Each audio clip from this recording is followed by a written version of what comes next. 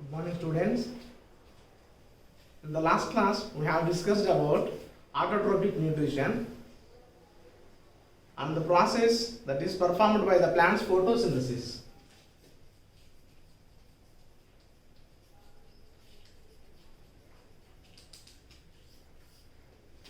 So, photosynthesis.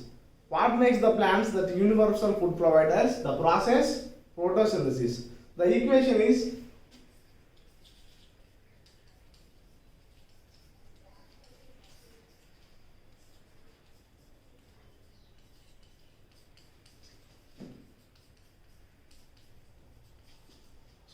this equation was calculated and formulated by the C.B. Van Nagel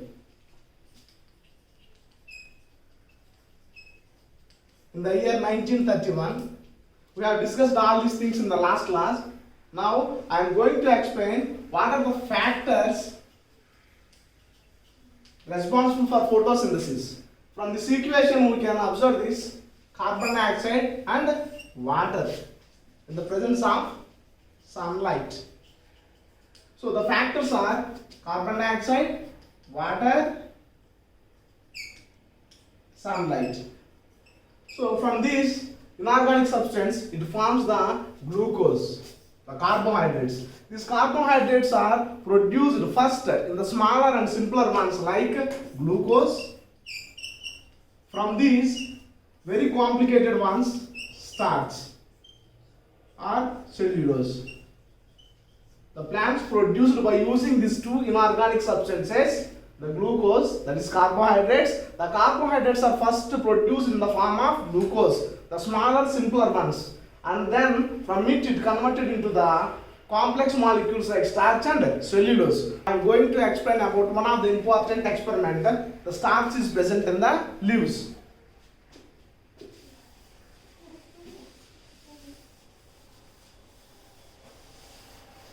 We all know very well the food is stored in different parts of the plant body. So one of the part is starch, because the plants perform the photosynthesis by the leaves. So we all think that the starch or the food material is present in the leaves. So for this I will explain this process. The aim of the experiment is to prove starch is present in the leaves.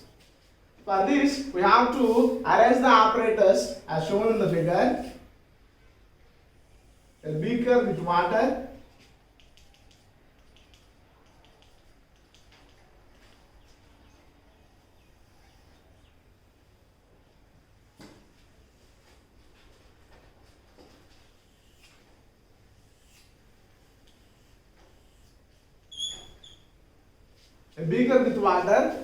a tripod stand, Bunsen burner, an asbestos gas, a test tube with methylated spirit. So that test tube contains methylated spirit. So burner, tripod stand, asbestos gas, beaker with water. So our aim is starch is present in the leaves. So we have to select a leaf from a plant. We have to select a leaf from a potted plant which is well exposed to the sunlight. That plant, it is better to take the soft thin leaf from the plant, soft thin leaves. So keep the leaf in the methylated spirit. Now apparatus we require, we have already discussed that. Test tube, methylated spirit, leaf, beaker with water, tripod stand and Bunsen burner, asbestos gas. So these are our apparatus. So procedure. The first one is take a leaf, soft thin leaf from a potted plant which is exposed to the bright sunlight, and boil this leaf in a methylated spirit over the water bath. Okay, boil the leaf in a methylated spirit over the water bath and observe and notice that the leaf turns into pale white in color. Pale white in color due to the removal of chlorophyll.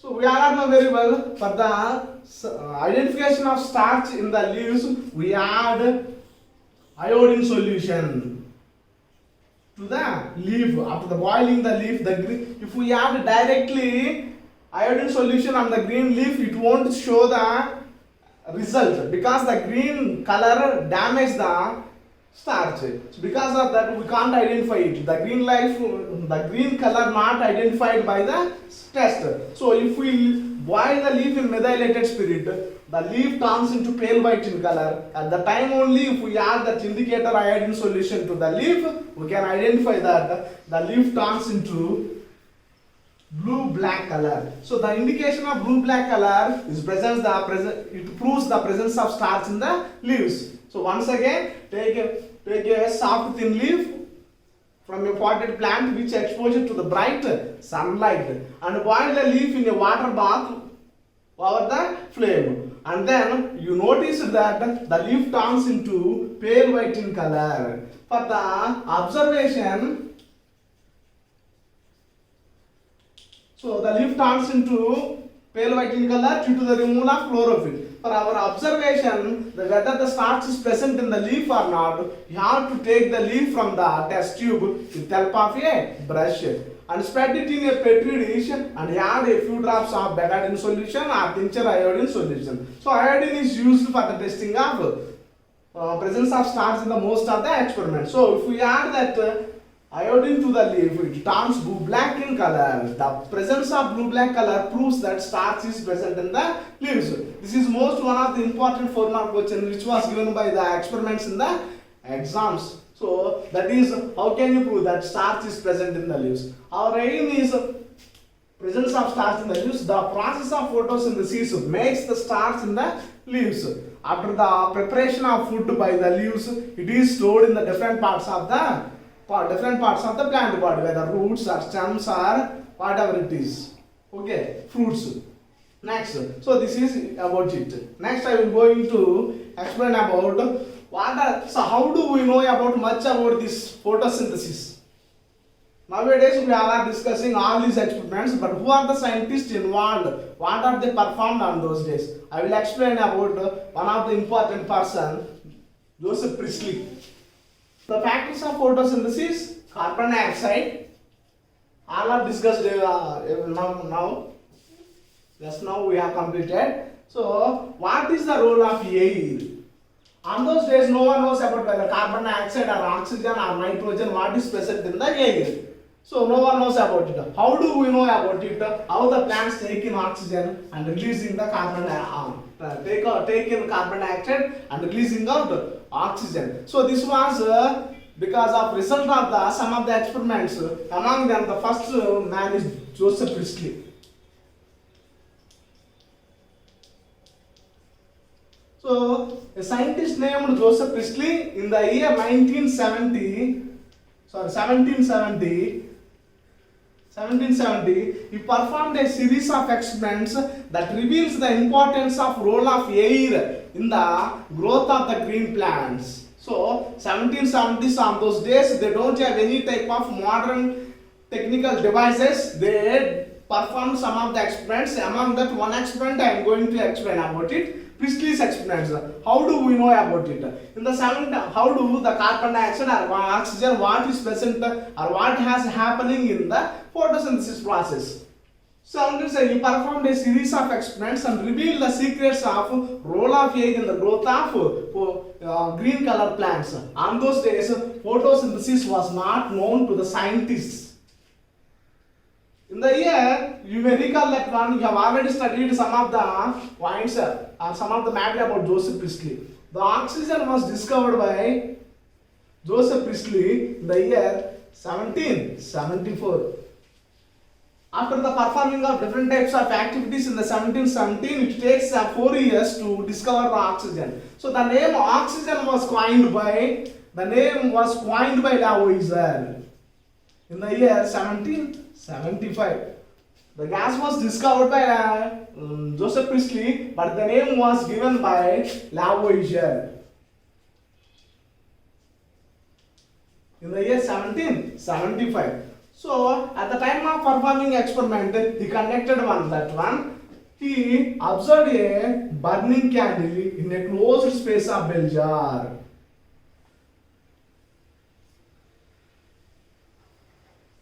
So he take a bell jar and he introduced that the burning candle inside, and he noticed that it was soon gets extinguished. It soon gets put off. It has stopped burning. And then he introduced a mouse. Introduced a mouse also in it. It also soon suffocate. It would soon suffocate. That is the stage of lack of life gas. It is also suffered lack of the life gas. By noticing that by burning candle has put off, and the mouse also soon suffocate. So it is also time to the loss of life. So at that time he noticed that somehow he concluded that the burning candle and the staying mouse somehow damaged the air inside the closed space of bell jar. In your earlier classes, you have already learnt about the properties of air. Air is present everywhere. Without removing the air from the object, we can't introduce in it.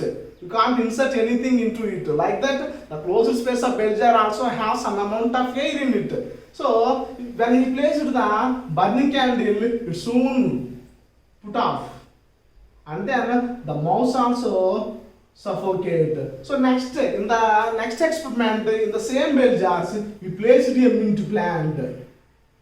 So he placed a mint plant in it, and he noticed that the burning candle is what light, when lightened from the outside, it continuously burning, and the mouse also stayed alive. And he observed that the difference between the first experiment and the second experiment. In the first experiment, without the mint plant, he noticed that the burning candle and the mouse would both have some damage. The burning candle have put off and the mouse would suffocate. At the time of place the mint plant in the bell jar, the both are stayed alive. That means the candle is continuously burning and the mouse would stay alive. So he concluded that the burning candle and the mouse breathing animal somehow damaged the air. And he hypothesized finally the plants reached, his hypothesis was,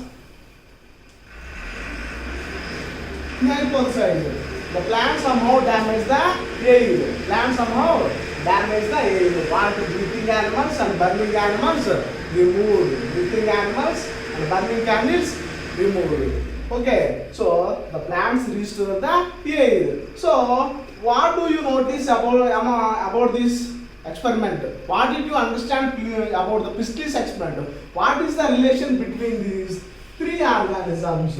The plants are restoring the air what is released by the burning candle and the breathing animal. Burning candle and breathing animal somehow damage the air, these two, but the plants restore the air. Plants are giving out the gas, that is the oxygen, the life gas, which is useful for the burning of the candle and the staying of mouse alive. And also these two release the carbon dioxide gas what is needed for the plant. It will restore these two gases. So from this experiment we have noticed that when there is a very close relation between the plants and animals or the burning the substances. Now, so what did you notice that one? From this experiment, plants are giving out a gas which is useful for the life of the organisms and also for the burning of the flames. Okay, now. So if you notice that one in the plants, the massive amount of gases exchange takes place from the surface of the leaves which contains the stomata. So the massive amount of gases is revealed into the atmosphere. It takes carbon dioxide and released oxygen into the air during the photosynthesis process through these stomata. The massive amount of excess takes place by the stomata. Not only the stomata, the loose tissues on the stem called lenticels.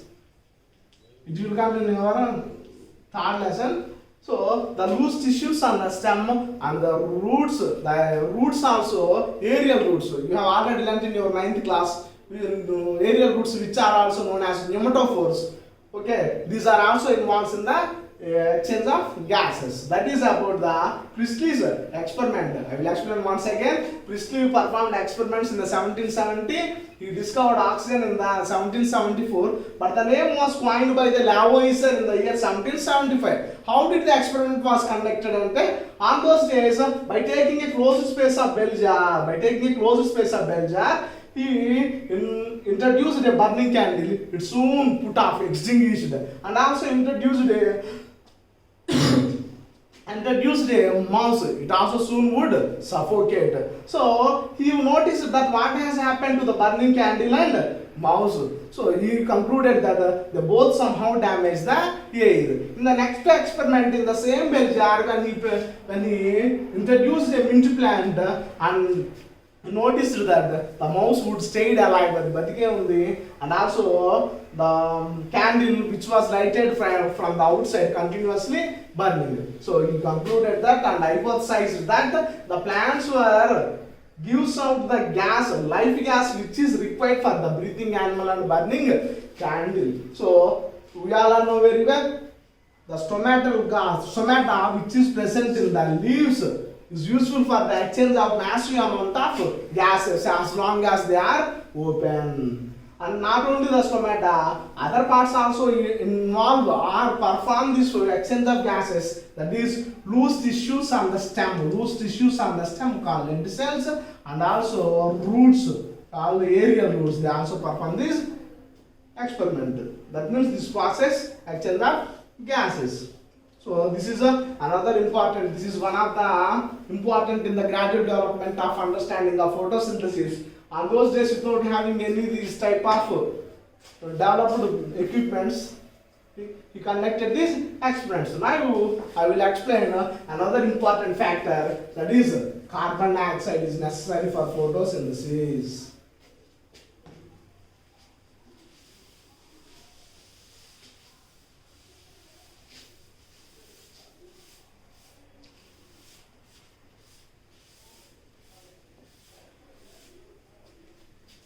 So starch is present in the photosynthesis over Joseph Priestley experiment. How did the exchange of gases takes place is over. Now we are going to explain another important task, another important required factor, that is carbon dioxide is necessary for photosynthesis. Our aim is your carbon dioxide is necessary for photosynthesis. So for this we required some apparatus. That means one de-starched plant.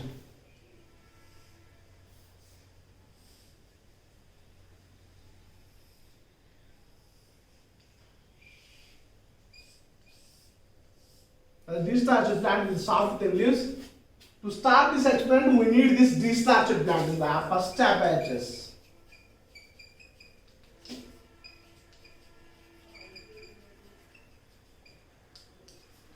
So, what is a de-starched plant? Thus, all plants containing starch, because as long as they are performing the photosynthesis, whenever they are exposed to sunlight, they perform the photosynthesis and produce the starch in the leaves. So, starch is present in every part of the leaf. So, for this experiment, we need to take the de-starched leaves. That means we have to remove the starch from the leaves. We have to remove it. To de-starch the leaf, we have to keep the plant in a dark room nearly for 1 week to remove the starch from the leaves. So once again, how to de-starch the plant? By keeping the potted plant in a dark room nearly for 1 week, we can remove the starch from the leaves. So it became a de-starched plant. So one is de-starched plant and another one is wide mouth transparent bottle.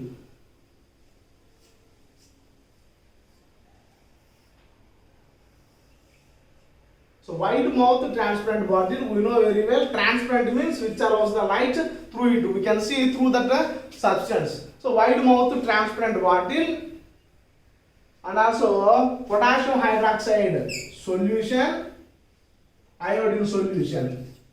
So we are going to the procedure now.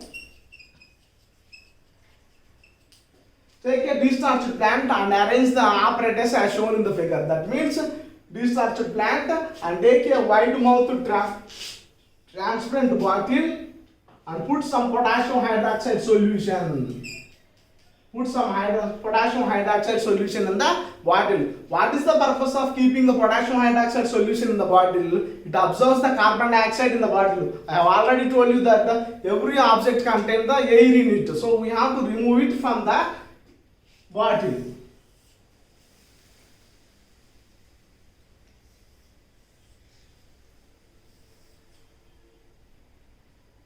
So take a wide mouth transparent bottle and put some potassium hydroxide solution in it. What is the purpose of potassium hydroxide solution? It absorbs the carbon dioxide from the bottle. Now insert a split cork to the mouth of the bottle. Split cork which has the hole. Hole. So insert a split cork to the mouth of the bottle. Now select any one of the leaf of the discharged plant and insert the leaf into the bottle, transparent bottle which contains the potassium hydroxide solution through this splitted cork. Once again, select one of the leaf of discharged plant and insert into the transparent bottle through the split cork which contains the potassium hydroxide solution and keep this plant in the sunlight. Okay, so aim is carbon dioxide necessary for photosynthesis, apparatus, discharged plant, transparent bottle, potassium hydroxide solution, iodine solution we require. After that, procedure first point for discharging the plant, keep the plant in the dark room and the starch is removed from the leaves. It is discharged plant.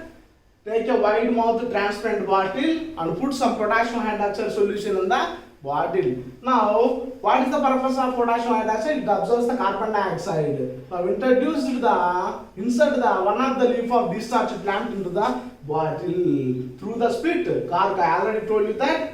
Insert the split cork to the mouth of the bottle. Okay, now keep the whole setup in the sunlight. After 2 to 3 hours,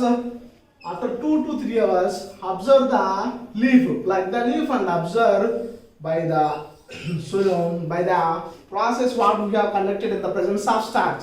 By boiling the leaf in methylated spirit and add a few drops of iodine solution to it. Okay, now at that time we noticed that the half of the leaf which is exposed to the sunlight turns into blue-black color. The half of the leaf which was exposed to sunlight, this one, it turns into blue-black color, and the remaining part which is in the bottle, it doesn't show any color. It is remain colorless. You understand that? The half of the leaf which was exposed to the sunlight. Exposed to the sunlight and atmospheric air, that is especially carbon dioxide. Sunlight and atmospheric air, it turns into blue-black color, and remaining part which is in the bottle, it remains colorless. So dear students, by these experiments we can prove that carbon dioxide is necessary for photosynthesis. Okay, next. So this is one of the important photosynthesis. The starch is important. This one. Second one, another important question. Now I am going to explain about the scientists who are involved in the development of the process of photosynthesis. How can we know much about it? So some of the scientists worked. I already told you about the Van Helmont, Joseph Priestley, and other scientists also involved. So another important factor is the chlorophyll in the leaves. Chlorophyll. The chlorophyll which is present in the green cells, it performs the photosynthesis. We will discuss about it, who discovered, who observed it, and who isolated it.